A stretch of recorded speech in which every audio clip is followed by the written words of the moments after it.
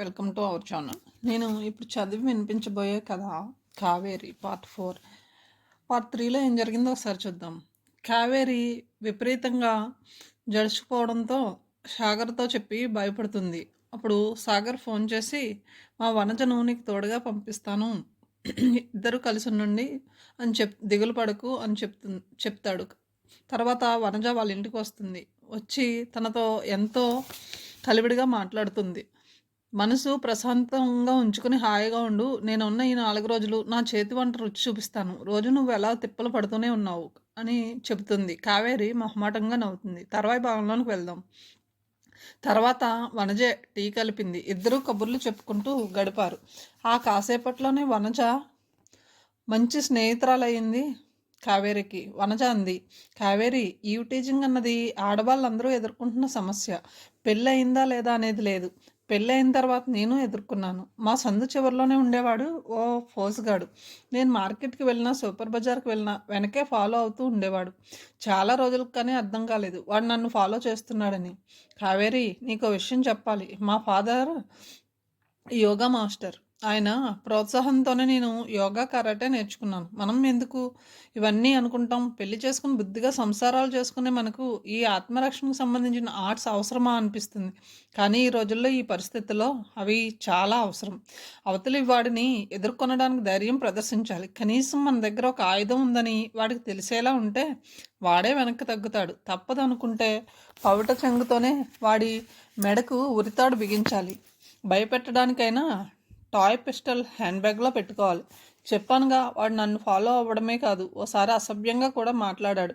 ఇక నేను వాడిని స్పేర్ చేయదలుచుకోలేదు. మర్యాదపూర్వకంగా ఇంటికి పిలిచి తలుపేశాను. వాడు ఏదేదో ఊహించుకుంటూ పెద్ద హీరోలా లోపలికి అడుగు పెట్టాడు. అప్పుడు మా అత్తగారు మరిది సాక్షులుగా వాడికి జీవితంలో మర్చిపోలేని కరాటే కిక్కులు రుచి చూపించా. ఆ రోజు నుండి వాడికి నేను వనజక్కని. ఎప్పుడైనా కనిపిస్తే నమస్కరిస్తాడు. వనజ చెప్పిన తీరికి కావేరి నవ్వింది. వనజ స్పష్టంగా చెప్పింది, ఒక్కటే కావేరి, మొదట నువ్వు ఒంటరివి అనే ఫీలింగ్ని నీ నుండి నువ్వు పూర్తిగా తుడిచేయి. తర్వాత నీకు తోడు ఎవరూ లేరు అనే భావం మనసులోకి రానీకు. కావేరి అంగీకరిస్తూ అన్నది. నేను సాధ్యమైనంత వరకు ఆ ఫీలింగ్స్ మనసులోకి రానియను. కానీ ఒక్కొక్కసారి జరుగుతున్న సంఘటనలు మనసుని గాయపరుస్తున్నాయి. అలాంటి సందర్భాల్లో బాగా వీక్ అయిపోతున్నాను. వనజ యోగా ప్రాక్టీస్ చేయమని సలహా ఇచ్చింది. ఆ రాత్రి 10 వరకు వనజ తన కాలేజీ దగ్గర నుండి పిల్లల వరకు కబుర్లు చెబుతూనే ఉంది. మన్నాడు కావేరి లేచేసరికి వనజ వేడివేడి ఉప్మా చేసి రెడీగా ఉంచింది. ఆ రోజు సిటీలో లోకల్ బంద్ అవడం వలన కావేరి తాఫీగానే నిద్రలేచింది. వనజ కావేరికి ఇష్టమైన తోటకూర పప్పు, అల్లం చారు చేసింది. కావేరి చాలా రోజుల తర్వాత ప్రశాంతంగా దేవుడి పటం ముందు కూర్చుని ధ్యానం చేస్తున్న సమయంలో కాలింగ్ బెల్ మోగింది. హాల్లో ఉన్న వనజ తలుపు తీసింది. ఆ అపార్ట్మెంట్స్ తాలూకు వెల్ఫేర్ గ్రూప్ సెక్రటరీ బయట నుంచుని ఉన్నాడు. కావేరి బయటకు రాగానే చెప్పాడతను, ఆ రోజు సిటీలో లోకల్ బంద్ అవడం వలన కార్తీక మాసం వనభోజనాల అరేంజ్మెంట్స్ గురించి, ఇంకా ఏమైనా ఫ్లాట్స్కి సంబంధించిన సమస్యలు డిస్కస్ చేయడానికి ఆ రోజు సాయంత్రం 6:30కి సెల్లార్లో మీటింగ్ ఏర్పాటు చేశామని, తప్పకుండా అటెండ్ అవ్వమని చెప్పి వెళ్ళాడు. అన్ని ఫ్లాట్స్ వాళ్ళు బంధు మూలంగా ఇంట్లోనే ఉండిపోయారు. వెంటనే వనజకి ఓ ఆలోచన వచ్చింది. కావేరితో కూడా ఆలోచించిన తర్వాత ఆ ఆలోచన మంచిదే అనిపించింది. ఆ సాయంత్రం సెల్లార్లో అరేంజ్ చేసిన మీటింగ్కి దాదాపు ఆ అపార్ట్మెంట్స్ తాలూకు వాళ్ళందరూ అటెండ్ అయ్యారు. తమ ఫ్లాట్స్లో మీటర్ సరిగ్గా రావడం లేదని, కామన్ కారిడార్లో ట్యూబ్లైట్స్ వేయడం లేదని, తరచూ జనరేటర్ రిపేర్ వస్తుందని, లిఫ్ట్ రిపేర్ చేయాలని, టాప్ ఫ్లోర్లలో ఉన్న వాళ్ళకి న్యూస్ పేపర్ సరిగ్గా అందడం లేదని, కేబుల్ కనెక్షన్ సరిగ్గా లేకపోవడం వలన టీవీలు సరిగ్గా రావడం లేదని, రకరకాల సమస్యలు సెక్రటరీ ప్రెసిడెంట్ దృష్టికి తెచ్చారు. తర్వాత కార్తీక మాసం వనభోజనాల గురించి వాదోపవాదాలు జరిగిన తర్వాత ఓ ఏకాభిప్రాయానికి వచ్చారు. చివరగా కావేరి లేచింది. చిన్నగా దగ్గంది, క్షమించాలి, నేను ఒక విషయం చెప్పాలనుకుంటున్నాను. కాకపోతే అది ఇంటికి సంబంధించింది కాదు. ఆ విషయం అందరి దృష్టికి తెచ్చే సందర్భం ఇదే అనిపించి చెబుతున్నాను. సభ్యుల మధ్య కూర్చున్న నిరంజన్ రావు ముఖాన చెమటలు పట్టాయి. కంగారుగా అందరి వైపు చూశాడు. సభ్యులందరూ ఆసక్తిగా కావేరి వైపు చూస్తున్నారు. గట్టిగా ఊపిరి పీల్చి వదులుతూ చెప్పింది, 2 రోజుల క్రితం అయ్యప్ప స్వామి భజన జరుగుతున్న సందర్భంలో జరిగింది ఆ సంఘటన. రౌడీలు గుండాలు మనకు తెలియని వాళ్ళు లోపలికి ఎంటర్ కాకుండా నిరోధించడానికి కింద వాచ్మెన్ ఉన్నాడు. మనకు భయం లేదు అనే సెక్యూరిటీ ఫీలింగ్ ఉంది. కానీ దురదృష్టవశాత్తు ఆ కామాంధుడు మన ఫ్లాట్స్లోనే ఉన్నాడు. నిరంజన్ రావు మొహం పాలిపోయింది, గొంతు తడారిపోయింది. ప్రెసిడెంట్ అడిగాడు, ఎవరమ్మా అతను? అసలేం జరిగింది? తలుపు తట్టి అసహ్యంగా ప్రవర్తించబోయాడు. చాలా నీచంగా మాట్లాడాడు. కానీ అతని పేరు చెప్పను, ఎందుకంటే అతని ఫ్యామిలీ డిస్టర్బ్ కాకూడదు. పేరుకి పరువు గల కుటుంబమే, కానీ మగవాడినన్న అహం, నేను ఒంటరిదాన్నన్న చులకన. అందుకే ఈ సభాముఖంగా మిగతా ఆడవాళ్ళ శ్రేయస్సు కోరి అతన్ని హెచ్చరిస్తున్నాను. మళ్ళీ ఈ సంఘటన రిపీట్ కాకూడదు. అలా అయితే పరిస్థితి తీవ్రంగా ఉంటుంది. ఆ సమయంలో అక్కడ ఎవ్వరూ లేరా అమ్మా? ఇంతకీ ఎవరతను? బయట పెట్టండి. మళ్ళీ అలాంటి పని చేయకుండా బుద్ధి చెప్తాం, లేదంటే ఫ్లాట్ ఖాళీ చేస్తాం. సెక్రటరీ ఆవేశపడ్డాడు. ఒక్క క్షణం ఊపిరి పీల్చుకుని ఉంది. ఆ వ్యక్తి ముందు తన సెల్ నుండి నా ల్యాండ్లైన్కి 2 సార్లు ఫోన్ చేశాడు. ఆ నెంబర్ నా కాలర్ ఐడిలో రిజిస్టర్ అయి ఉంది. నేను ఫోన్ తీయకపోయేసరికి, తర్వాత కాలింగ్ బెల్ నొక్కి తలుపు తీసేసరికి లోపలికి జొరబడ్డాడు. తర్వాత ఆమె ఒక క్షణం అక్కడ ఉండలేదు. వనజ చేయి పట్టుకుని చకచకా పైకి వెళ్ళిపోయింది. చాలాసేపు బెడ్ మీద పక్కకు తిరిగి పడుకుండిపోయింది. వనజ కూడా డిస్టర్బ్ చేయలేదు. ఆ మర్నాడు ఉదయమే కాలింగ్ బెల్ శబ్దానికి కావేరి వెళ్ళి తలుపు తీసింది. ఎదురుగా నిరంజన్ రావు భార్య తల వంచుకుని నిల్చొని ఉంది. కావేరిని చూడగానే తలెత్తి 2 చేతులు జోడించింది. కళ్ళు ఎర్రగా ఉబ్బున్నాయి. క్షమించండి, మీరెంత బాధపడుతున్నారో అంతకంటే రెట్టింపు బాధపడుతున్నాను. మీ కాలర్ ఐడి చెక్ చేయక్కర్లేదు. ఆయన బుద్ధి నాకు తెలుసు. నిజానికి భార్యగా ఆయన గురించి నేను చెప్పకూడదు, కానీ నా భర్త వలన మీరు చాలా హట్ అయ్యారు, అందుకే క్షమాపణలు చెప్పాలని వచ్చాను అని కళ్ళు ఒత్తుకుంటూ గిరుక్కున తిరిగి వెళ్ళిపోయింది. చిత్తరువులా కావేరి అలాగే నిలబడిపోయింది. వెనక నుండి భుజం మీద చేయి పడేసరికి తిరిగింది. వెనకే చిరునవ్వుతో నిల్చుంది వనజ. కావేరి సాలోచనగా అంది, పాపం ఈవిడని చూస్తుంటే జాలి వేస్తుంది. వీరిద్దరి మధ్యన ఏర్పడిన మానసికమైన దూరం అంత త్వరగా దగ్గరయ్యి సయోధ్య కుదురుతుందని నేను అనుకోను. చిన్నగా నిట్టూర్చి, కాఫీ తాగుదాం పదా అంది. వనజ కిచెన్లోకి నడిచింది. కావేరి కూడా వెనకే వెళ్ళి ఫ్రిడ్జ్లో నుండి కూరలు తీస్తుంటే కావేరి సెల్ మోగింది. చేస్తున్న పని ఆపి వెళ్ళి తీసింది. అవతల నుండి మరదలు శ్యామల. వదినా, బాగున్నావా? కావేరి ముభావంగా అంది. నీకు విషయం చెప్పాలి. 5 నెలల క్రితం చేసిన సంబంధం. అప్పుడు వాళ్ళకి తీరిక కుదరక నిన్ను చూడడానికి రాలేదట. ఇప్పుడు పెళ్లి చూపులకు వస్తామంటున్నారు. శ్యామల, నాకు ఇష్టం లేదు. ఇప్పుడు ఆ ప్రయత్నాలు వద్దు, కొంచెం విసుగ్గా అన్నది. వెంటనే అవతల నుండి భార్య చేతిలో నుండి సెల్ సుధాకర్ లాక్కొని విసురుగా అన్నాడు, అంటే మేమేదో బాధ్యత లేని మనుషులమనా? మా గురించి అందరూ అలా అనుకోవాలనా?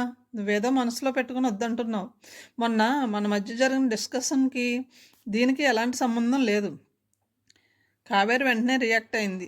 నేను అలా అనలేదే, నాకు ఇప్పుడు ఇష్టం లేదంటున్నాను. అదే, ఎందుకు ఇష్టం లేదు? ఉద్యోగం నుండి రిటైర్ అయ్యాక అప్పుడు చేసుకుంటావా? వ్యంగ్యంగా అన్నాడు సుధాకర్. అబ్బా మీరున్నండి అని శ్యామల ఫోన్ లాక్కొని చెప్పింది. కావేరి, నీ పెళ్లి విషయంలో మాకు బాధగానే ఉంది. అది మా బాధ్యత కూడా. దయచేసి అర్థం చేసుకో. అతనిది రియల్ ఎస్టేట్ బిజినెస్ అట. ఆ బిజినెస్లోనే పడి ఇన్నాళ్ళు పెళ్లి నిర్లక్ష్యం చేశాడట. చిత్తూరులో బాగా ఆస్తిపాస్తులు ఉన్నాయట. మధ్యవర్తి ద్వారా వచ్చిన సంబంధం కాదనుకు, వచ్చే శని ఆదివారాల్లో వచ్చేసాయి. మధ్యవర్తి మాటలు వింటుంటే ఈ సంబంధం తప్పకుండా ఫైనల్ అవుతుందని అనిపిస్తుంది. కావేరి ఒక్క క్షణం ఆలోచించి అంది, సరే, కానీ ఈ వారం కాదు, వచ్చే వారం. ఈ వారం నాకు వేరే పని ఉంది. నిజమే, కానీ వాళ్ళు వస్తామన్నప్పుడు కాదంటే బాగుండదేమో, ఆలోచించు. లేదు శ్యామల, ప్రిపేర్ అయిపోయాను. ఇన్నాళ్ళు ఆగిన వాళ్ళు ఓ వారం ఆగలేరా? ఈ విషయం మధ్యవర్తి ద్వారానే చెప్పండి, కాదంటే నేను చేయగలిగింది లేదు. శ్యామల నిట్టూర్చింది. సరే, చెప్పి చూద్దాం. వచ్చే వారం మాత్రం కాదనుకు అని పెట్టేసింది కావేరి. వనజతో ఫోన్ సంగతి చెప్తే వనజ నవ్వి అన్నది, టైం దూసుకువస్తే ఏదీ ఆగదు. ఏమో, ఈ మాఘమాసంలో నీ జీవితం మలుపు తిరుగుతుందేమో, చూద్దాం. కావేరి కూడా నవ్వేసింది. తర్వాత ఇద్దరు వంట పనిలో పడ్డారు. కావేరి ఆఫీస్కి బయలుదేరబోతుంటే అంది వనజ, కావేరి, ఇక నేను సాయంత్రం సర్దుకుంటాను. కావేరి ఒప్పుకోలేదు. సాయంత్రం కాదు, రేపు సాయంత్రం. ఎందుకంటే రేపు నైట్కి నేను ఎలాగూ రాజమండ్రి వెళ్తున్నాను, కాబట్టి ఇద్దరం ఒకేసారి బయలుదేరవచ్చు అని ఆపింది. అంతేకాదు, కావేరి ఆ సాయంత్రం సినిమా ప్రపోజల్ కూడా పెట్టింది. వనజ కావేరి మాట తీసేయలేక సాయంత్రం కావేరి వచ్చే సమయానికి వంట చేసి రెడీగా ఉన్నది. ఇద్దరూ వెళ్ళిన సినిమా సెంటిమెంట్ పరంగా సూపర్ హిట్ అయింది. సినిమా టికెట్తో పాటు ఆడవాళ్ళకి ఫ్రీగా సినిమా పేరు ప్రింట్ చేసిన హ్యాండ్ కర్చీఫ్లు కూడా పంచిపెట్టారు. పెళ్లికి ముందు కాలువగట్ల వెంబడి పొలాల మధ్యన గంతులు వేస్తూ చిలకల్ని గోరింకల్ని, ఆకాశంలో మబ్బుల్ని, కాలువల్లో బాతుల్ని, నా వాడెక్కడున్నాడు నారేడు ఎప్పుడొస్తాడు అంటూ ప్రశ్నలు సంధిస్తూ ఉంటుంది హీరోయిన్. ఆ ఊరి రౌడీల్ని ఏడిపిస్తూ ఉంటుంది. ఆ వయసులో కూడా చిన్నపిల్లల్ని వెంటేసుకుని తన అల్లరితో అందరినీ ఆట పట్టిస్తుంది. తర్వాత పెళ్ళయి మెడలో తాళిబట్టు పడగానే ఒక్కసారిగా అమ్మాయిలో గొప్ప మార్పు వస్తుంది. భర్తతోనే తన జీవితం సార్థకతని పాటలు పాడుతుంది. మాంగళ్యం మధురం, సంసారం సంతానం సౌభాగ్యం, భర్త దైవం లాంటి బరువైన డైలాగ్స్ వల్లిస్తూ ఉంటుంది. వనజ కావేరి చేపట్టుకుని అంది, ఇక నా వల్ల కాదు, వెళ్ళిపోదాం బాబోయ్, ఏమిటి ఈ హింస? కావేరి పక్కపక్క నవ్వి అంది, ఆగు, ఈ మధ్యకాలంలో కామెడీ సినిమా చూసి చాలా రోజులైంది, లెట్ అస్ ఎంజాయ్ అని పాప్కార్న్ ప్యాకెట్ చేతిలో పెట్టింది. వనజ ఆ సెంటిమెంట్ని భరిస్తూనే బలవంతంగా కూర్చుంది చివరి వరకు. ఆ సినిమాకి వచ్చిన స్త్రీలందరూ బరువెక్కిన హృదయాలతో బయటికి వచ్చి పమిట చెంగులతో కళ్ళు తుడుచుకుంటూ సంతృప్తిగా నిట్టూర్చి అనుకున్నారు. ఈరోజు శుక్రవారం సార్థకత చేకూరింది. మర్నాడు శనివారం సాయంత్రం వనజ కావేరికి బోళ్ళన్ని జాగ్రత్తలు చెప్పి ధైర్యంగా ఉండమని హెచ్చరించి బయలుదేరింది. వనజ వెళ్ళిన గంటకి 2 రోజులకు సరిపడా బట్టలు సర్దుకొని ఎయిర్ బ్యాగ్తో ఆటోలో రైల్వే స్టేషన్కి చేరింది కావేరి. తను బయలుదేరుతున్నట్లుగా కమలాకరం గారికి ఫోన్లో చెప్పింది. కమలాకరం గారు స్టేషన్కి వచ్చి కావేరిని రిసీవ్ చేసుకున్నారు. ఓ పావుగంటలో ఇంటికి చేరుకున్నారు. ఆ ఇంటికి ముందు ఉన్న విశాలమైన గ్రిల్ వరండాలో 10 మంది చిన్నపిల్లలు కూర్చొని చదువుకుంటున్నారు. వాళ్ళు ఎదురుగా కుర్చీలో కూర్చుని వాళ్ళకి పాఠాలు చెప్తున్న కమలాకరం భార్య వీళ్ళని చూడగానే లేచి వచ్చింది. కమలాకరం భార్య వైపు చూస్తూ అన్నాడు, పేరుకి శకుంతలే కానీ మ్యాథ్స్లో పరమపూర్. కాలక్షేపం కోసం పిల్లలకు లెక్కలు తెలుగు చెప్తుందిలే. శకుంతల చిరుకోపంతో భర్త వైపు చూసి తర్వాత కావేరి భుజం మీద చేయి వేస్తూ అంది, బాగున్నావా కావేరి? కావేరి లోపలికి నడుస్తూ తల ఊపింది. శకుంతల పిల్లలను ఉద్దేశించి, మీరు చదువుతూ ఉండండర్రా అని కావేరికి టిఫిన్ చేసే పనిలో పడింది. కావేరి స్నానం చేసి ఫ్రెష్ అప్ కాగానే శకుంతల వేడివేడి ఇడ్లీలు వడ్డించింది. కమలాకరం టిఫిన్ చేస్తున్న కావేరిని ఉద్దేశించి అడిగాడు, అమ్మాయి, నర్సరీలకు నువ్వు ఎప్పుడు వెళ్దామంటే అప్పుడు, నీ ఇష్టం. ఈ రోజుకి రెస్ట్ తీసుకో. అవసరం లేదంకుల్, ఈరోజే వెళ్దాం. నాకైతే ఎప్పుడెప్పుడు చూస్తానా అని ఉత్సాహంగా ఉంది. ఆయన ముందర ఖాళీ స్థలంలో పార్క్ చేసిన మారుతి కారును బయటకు తీసి భార్యను ఉద్దేశించి చెప్పాడు, 1 గంటకల్లా వచ్చేస్తాం. పృథ్వీని కూడా భోజనానికి ఇక్కడికే వచ్చేయమనండి. ఈ పూట అతనికి ఇష్టమైన దబ్బకాయ పులిహోర చేస్తున్నాను. కావేరి ఎయిర్ బ్యాగ్లో నుంచి హ్యాండికమ్ తీసుకుని కారులో కూర్చుంది. కమలాకరం డ్రైవ్ చేస్తూ చెప్పారు, కారు రోజు బయటకు తీనమ్మాయి, ఎప్పుడైనా నర్సరీలకు వెళ్ళినప్పుడు, బయట ఊళ్ళకి వెళ్ళినప్పుడు అంతే. ఇంత క్రితం నేను రెగ్యులర్గా నర్సరీల దగ్గరికి వెళ్ళి స్వయంగా దగ్గర ఉండి చూసుకునేవాడిని. ఇప్పుడు వయసు పైబడ్డం వలన వెళ్ళలేకపోతున్నాను. మా నర్సరీలు మెయింటెనెన్స్ అంతా మా పృథ్వీపతి చూసుకుంటాడు. అన్నట్లు వాడు నీకు పరిచయం లేదు కదూ? కావేరి ఆయన మాటలు వింటూ బయటకు చూస్తుంది. పృథ్వీ ప్రసక్తి రాగానే అప్రయత్నంగా తల తిప్పి ఆయన వైపు చూసింది. పృథ్వీ నాకు వరుసకు తమ్ముడు. వాడి తండ్రి చిన్నప్పుడే పోయాడు. పృథ్వీ వాళ్ళమ్మ దానమైపేటలో ఉంటున్నారు. అయినా మా ఇంట్లో పిల్లవాడిలాగే పెరిగాడు. నా భార్య శకుంతల దగ్గర చనువెక్కువ, కానీ తను కూడా పృథ్వీని కన్న కొడుకల్లే చూసుకుంటుంది. పృథ్వీ అగ్రికల్చర్లో ఎంఎస్సి చదివాడు. కొన్నాళ్ళు ఆర్మీలో చేసి నచ్చక వచ్చేశాడు. కొన్నాళ్ళు చండీగఢ్లో సీడ్స్కి సంబంధించిన రీసెర్చ్ ఫామ్లో చేసి అక్కడ వదిలేసి ఆఖరికి ఇదిగో ఇలా ఇక్కడ సెటిల్ అయిపోయాడు. కడిపలంకల్లో ఉన్న పెద్ద నర్సరీల్లో ఈరోజు మాది కూడా ఒకటైందంటే దానికి కారణం పృథ్వీ కృషే. మా చాముండేశ్వరి నర్సరీని నేను ఊహించిన స్థాయికి పెంచాడు. ప్రతి మొక్క, ప్రతి పువ్వు వాడి అకుటింత దీక్షకి నిదర్శనం. తిండి కూడా మానేసి వాటిని సంరక్షించాడు. ఈరోజు మా నర్సరీ నుండి దాదాపు 8 స్టేట్స్కి ఎన్నో మొక్కలు ఎగుమతి అవుతున్నాయి. కానీ ఉద్యోగం మానేయడం తర్వాత ఈ నర్సరీ నిర్వహణలో పడి వాడి పర్సనల్ లైఫ్ని నిర్లక్ష్యం చేశాడు. ఇంతవరకు పెళ్ళి కాలేదు. కోర్స్ అందులో మా తప్పు కూడా ఉందనుకో. పెద్దవాళ్ళం ఉండి కూడా సరిగ్గా పట్టించుకోలేదు. కావేరి మొహంలో ఏదో తెలియని భావం ఒక్కసారిగా కొట్టుమిట్టాడింది. ఇదంతా ఈయన ఎందుకు చెప్తున్నారు? ఏమ్మా, బోర్ కొడుతున్నానా? లేదంకుల్, చెప్పండి.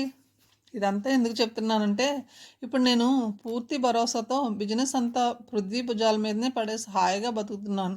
నా భార్యకు ఏమీ తోచడం లేదంటూ 4 పిల్లల్ని పోగేసి ట్యూషన్లు చెప్తుంది. సంపాదన కోసం కాదు, కాలక్షేపం. చూస్తుండగానే కడియం వచ్చింది. రోడ్డుకి ఇరువైపులా కిలోమీటర్ల మేర నర్సరీలు ఉన్నాయి. పేరుకి నర్సరీలే కానీ చిన్న సైజు వనాల్లో ఉన్నాయి. తోటలకు ఎక్కువ, అడవులకు తక్కువ అన్నట్లు అనిపిస్తున్నాయి. కావేరి హ్యాండికామ్ తీసి ఆ పూల తోటల అందాలను కెమెరాలో బంధించసాగింది. కనుచూపు మేర పసుపు రంగు కనకాంబరం వర్ణంలో ఉన్న ముద్దబంతి పూలు గుత్తులు గుత్తులుగా కనువిందు చేస్తున్నాయి. చేమంతులైతే సరే సరి పసుపు రెక్కల చేతులు జాస్తున్నాయి.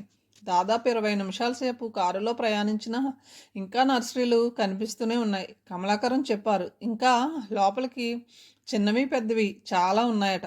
కారు చాముండేశ్వరి నర్సరీ అన్న బోర్డు కిందగా లోపలికి వెళ్ళి ఆగింది. కావేరికి ఏదో కొత్త లోకంలోకి వచ్చిన అనుభూతి.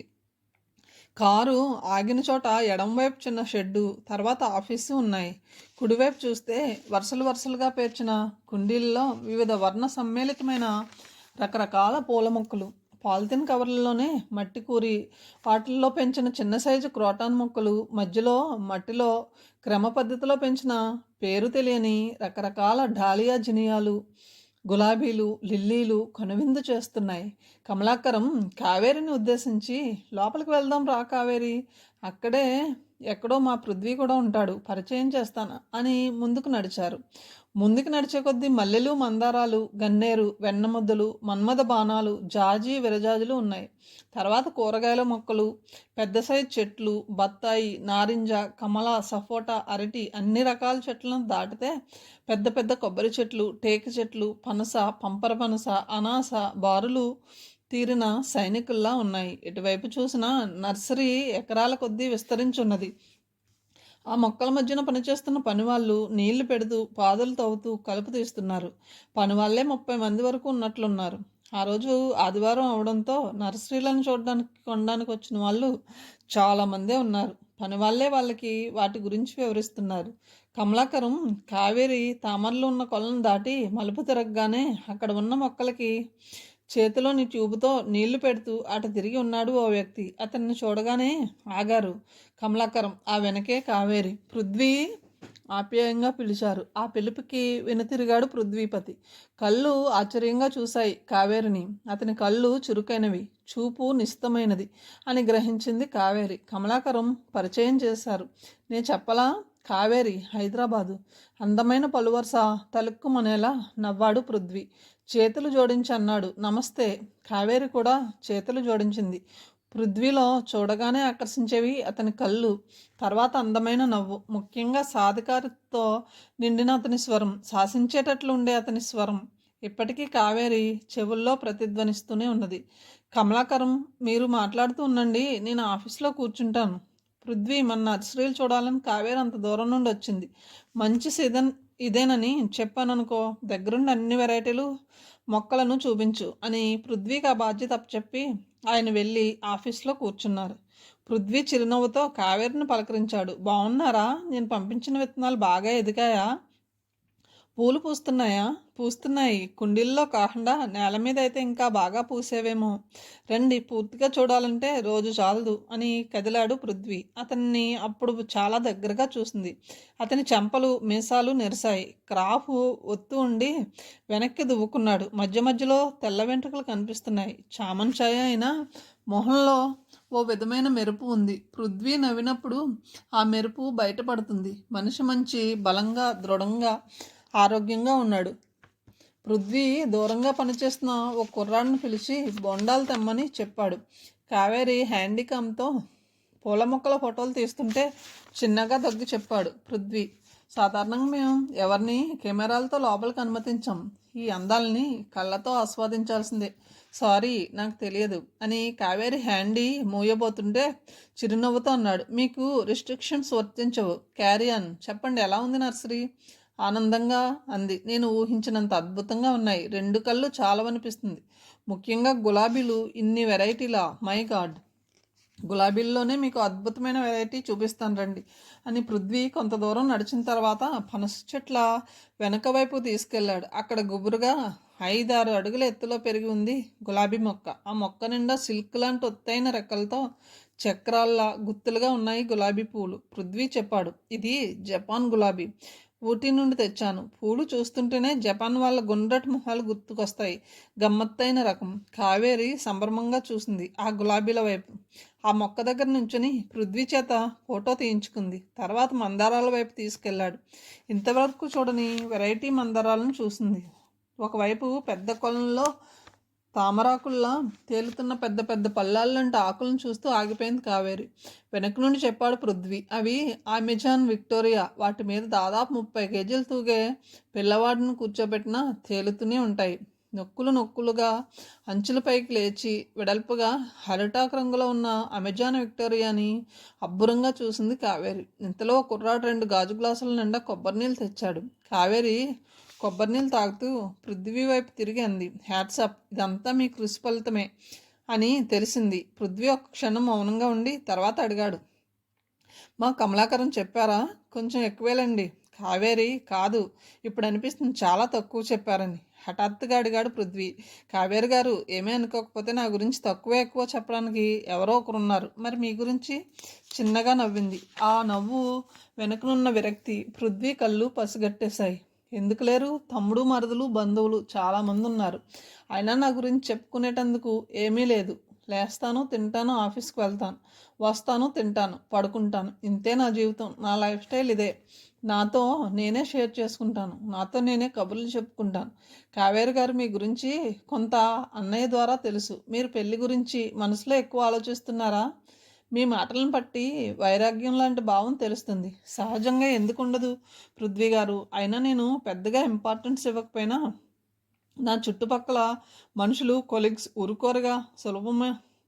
40 దాటినా అవివాహితనని పదే పదే గుర్తు చేసి మానసికంగా ఇబ్బంది పెడుతుంటారు. నేను పట్టించుకోవడం మానేసినా ఒక్కోసారి మనసు డిస్టర్బ్ అవుతుంది. చాలా ఫ్రాంక్గా చెప్పారు. అయినా ఎదుటి వాళ్ళకి ఇదే పనా? మీరే ఎక్కువ అలా ఊహించుకుంటున్నారేమో. నిజం చెప్పాలంటే నాకు 45 వచ్చేసింది. కానీ నేను కామెంట్స్ తక్కువ ఎదుర్కొన్నాను.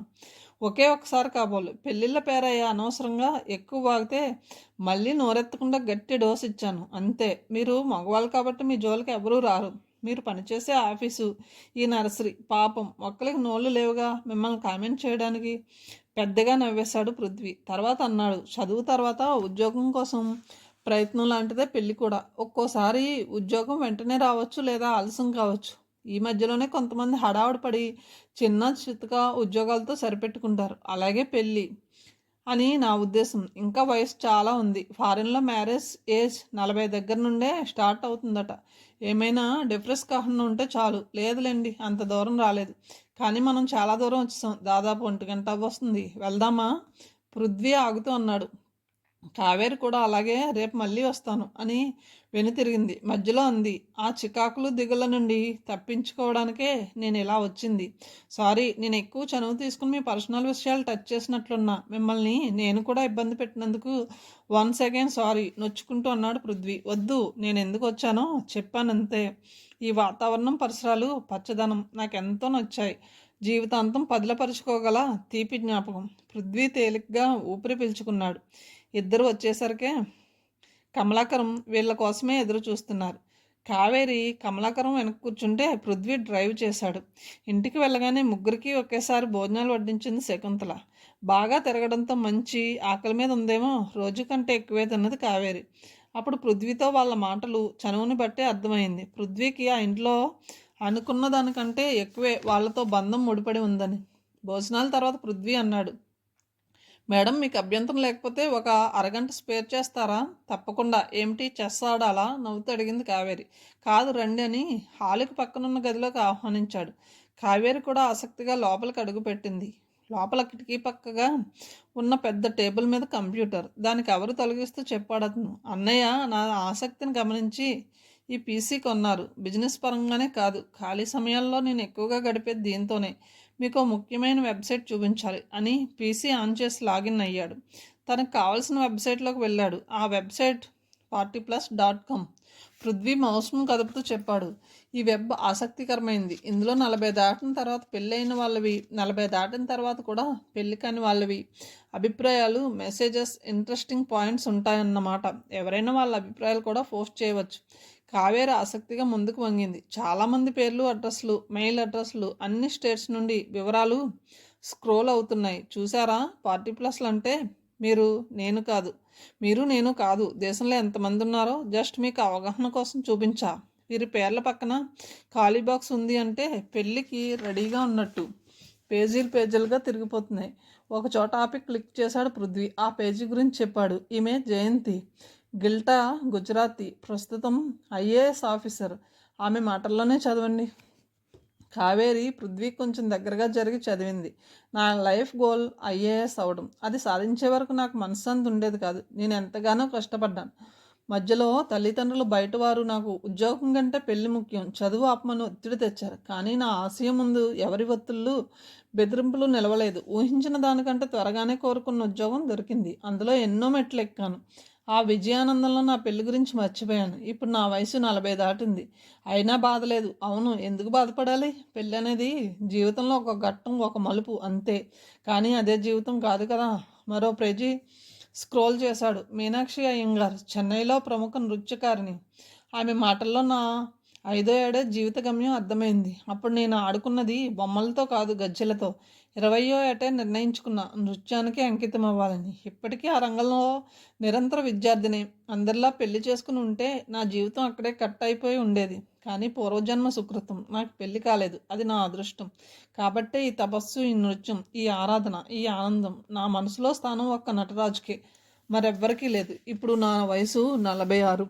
నేను సాధించాల్సింది చాలా ఉంది. కళారంగంలో అభినయించాల్సింది చాలా మిగిలిపోయింది. నృత్యం నేర్చుకోవడానికి వచ్చే నా విద్యార్థులే నా పిల్లలు. వాళ్ళతోనే నాకు సమయం సరిపోదు. ఇంకా పెళ్ళెందుకు? అదొక అడ్డుగోడ.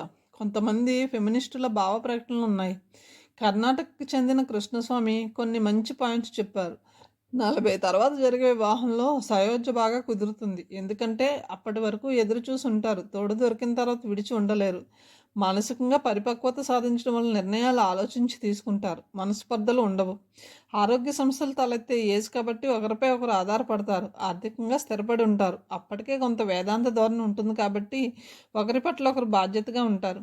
ఆయన పురాణాల నుండి కొన్ని ఘట్టాలు ఉదహరిస్తూ అప్పటికి మనసు పరిపక్వత చెంది ఉంటుంది కాబట్టి వయసు దాటిపోయిందని బాధ అక్కర్లేదంటాడు. కృష్ణస్వామి అభిప్రాయాల్లో కావేరి కొన్నిటితో ఏకీభవించింది. పృథ్వీ అన్నాడు, ఈ వెబ్ పరిశీలిస్తే మనతో పాటు చాలామంది విశిష్టమైన వ్యక్తులు కూడా మన గ్రూప్లోనే ఉన్నారనే భరోసా మనల్ని డిప్రెషన్ 3 వైపు లాగదు. ఒకటి మాత్రం నిజం, 40+ తర్వాత బ్యాచిలర్గా ఉండడం నా దృష్టిలో పెద్ద సమస్య కాదు. కావేరి అవునన్నట్లు తలాడించింది. హాల్లో ఫోన్ మోగింది. వెంటనే శకుంతల కేక వేసింది, పృథ్వీ, నీకే నర్సరీ నుండి. పృథ్వీ లేచి ఫోన్లో మాట్లాడొస్తూ అన్నాడు కావేరితో, మీకు ఇంట్రెస్ట్ ఉంటే చూడండి, లేదు కాసేపు పడుకుంటాను.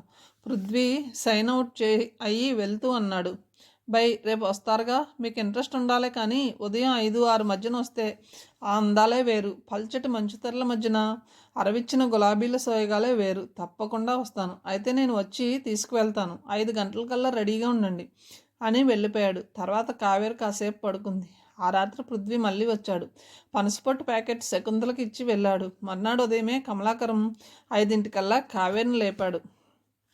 చలిచలిగా అనిపించిన ఉత్సాహం ముందు అది తేలిపోయింది. 15 గంటలో కావేరి రెడీ అయ్యేసరికి పృథ్వీ వచ్చాడు. మోటార్ బైక్ మీద. కావేరి పృథ్వీ అలా వస్తాడని ఊహించలేదు. కారులో వెళ్ళొచ్చు అనుకుంది. సందేహంగా, కొంచెం ఇబ్బందిగా వాకిటి దగ్గరే నిలబడిపోయింది. కమలాకరం అన్నారు, నీ ఫీలింగ్ అర్థమైందమ్మా, కానీ వాడు పృథ్వీ. నీకేం భయం లేదు. పైగా ఈ మంచులో అదే సేఫ్టీ, సందేహించకు. పృథ్వీ బైక్ని రోడ్డు మీద నిలిపి కావేరి కోసం చూస్తున్నాడు. కావేరి కమలాకరం మాటలతో మనసులోని సందేహాన్ని పక్కన పెట్టి మౌనంగా నడిచి వెళ్ళి పృథ్వీ వెనకే అతనికి తగలకుండా జాగ్రత్తగా కూర్చుంది. పృథ్వీ స్టార్ట్ చేశాడు.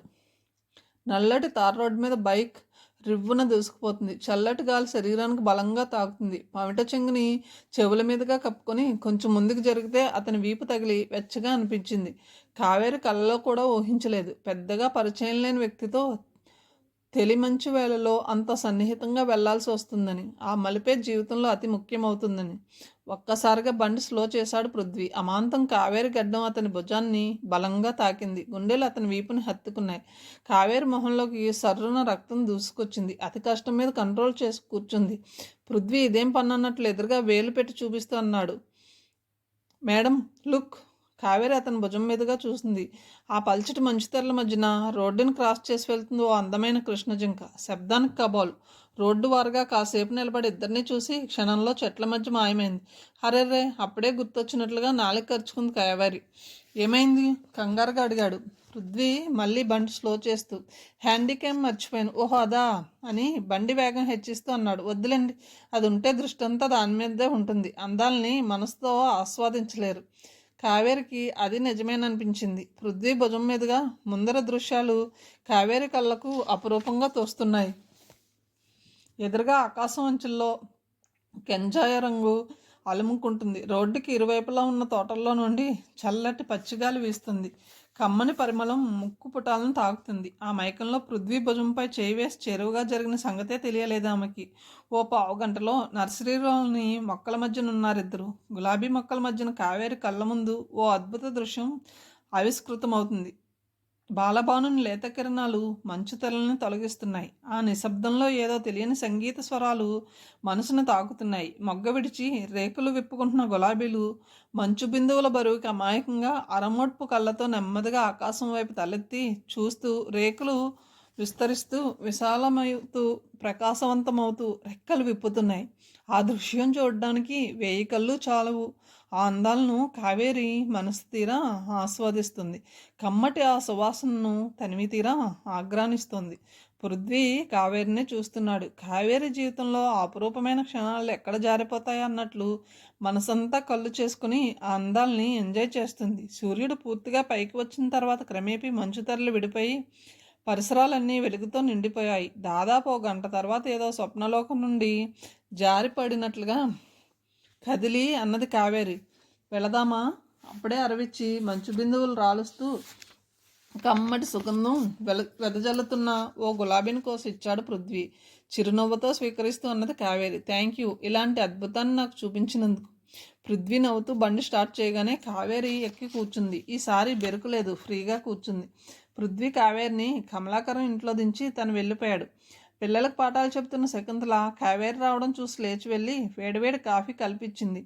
ఆ చిరు చలిగాలిలో వేడివేడి కాఫీ తాగుతుంటే మనసుకు హాయిగా అనిపిస్తుంది.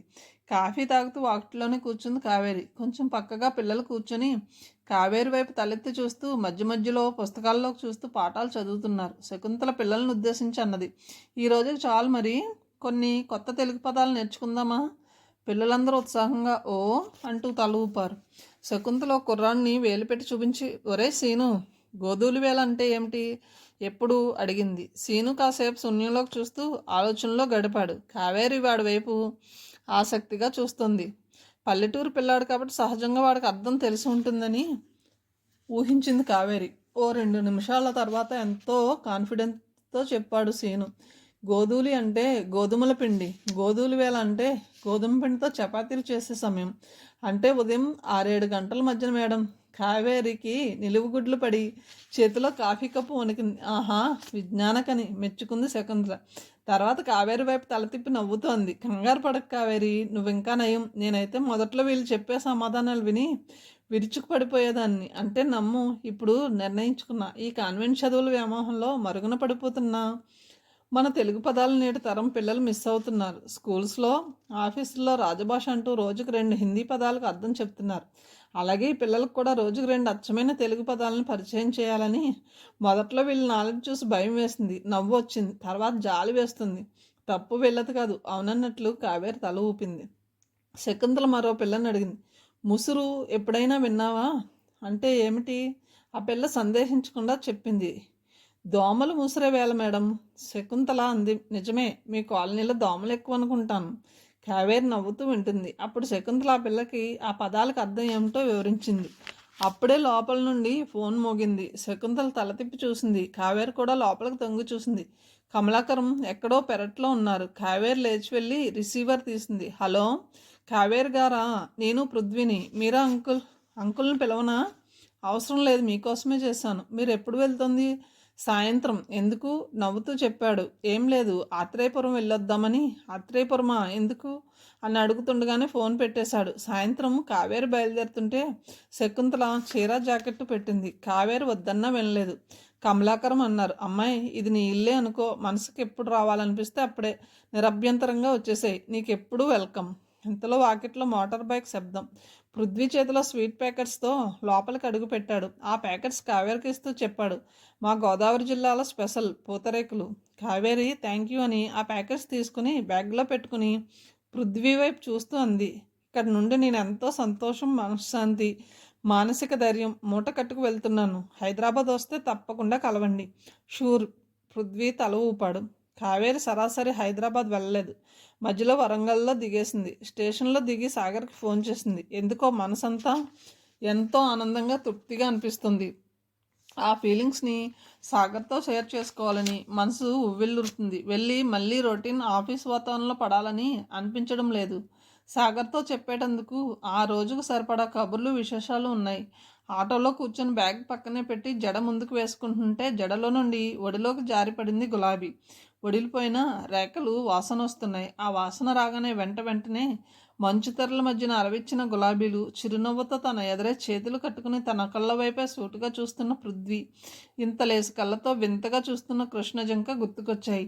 ఆ గులాబీని పదలంగా హ్యాండ్ బ్యాగ్లో భద్రపరిచింది. కాసేపట్లో సాగర్ ఇంటి ముందు ఆటో దిగి చేతిలో బ్యాగ్తో లోపలికి అడుగుపెట్టిన కావేరికి వరండాలోనే ఎదురయ్యాడు సాగర్. హాయ్ సంబరంగా పలకరించింది. కానీ సాగర్ వెంటనే విష్ చేయలేదు. నవ్వబోయి విఫలమయ్యాడు. జబ్బు పడిన వాడిలా, 10 లంకనాలు చేసిన వాళ్ళ ఉంది సాగర్ మొహం. గడ్డం పెరిగి నీరసంగా కనిపిస్తున్నాడు. Sagar, anything wrong? భుజం మీద చేయి వేసి ఆందోళనగా అడిగింది. సాగర్ వెనుతిరిగి గదివైపు చూపిస్తూ అన్నాడు. గీత వచ్చింది. గీత ఎప్పుడొచ్చింది? చెప్పలేదు మరి అని గబగబా అడుగులు వేసుకుంటూ గది దగ్గరకు నడిచిన కావేరి గుమ్మం దగ్గరే గదిలోని దృశ్యం చూసి స్థానంలో నిలబడిపోయింది. గదిలో మంచం మీద పక్కకు తిరిగి పడుకుని ఉంది గీత. చేతి నుండి మణికట్టు వరకు బ్యాండేజ్ ఉంది. బుగ్గల మీద, నొటి మీద ఎర్రగా కాలి కమిలిపోయినట్లుగా మచ్చలు. వెనకే నిల్చున్న సాగర్ చెప్పాడు. కెమికల్ రియాక్షన్, చిన్న పొరపాటు వల్ల జరిగిందట. కొన్ని నెలల వరకు అదే పరిస్థితి. గొంతులో విషాదం. కావేరి వెంటనే లోపలికి వెళ్ళి గీత చేయి పట్టుకుని గీత అంది. అలా అంటుండగానే గొంతు జీరబోయి కళ్ళల్లో నీళ్లు తిరిగాయి. గీత, ఐఆమ్ సారీ. గీత కావేరి చేతిని అలాగే గట్టిగా పట్టుకుని చిన్నగా నవ్వంది. చిన్న పొరపాటు ఫలితం 6 నెలల శిక్ష. కానీ మనసులో బాధ లేదు. ఎందుకో తెలుసా? నాకు సాగర్ ఉన్నాడు. కంటికి రెప్పలా కాచుకుని నా భర్త సాగర్ ఉన్నాడు. ఇక నాకు దిగుల్లేదు అంటుండగానే కళ్ళ వెంబడి జలజల నీళ్లు రాలాయి. కథను ఇంతటితో ముగిస్తున్నాను. తిరిగి తర్వాయి భావంతో కలుద్దాం. Thank you.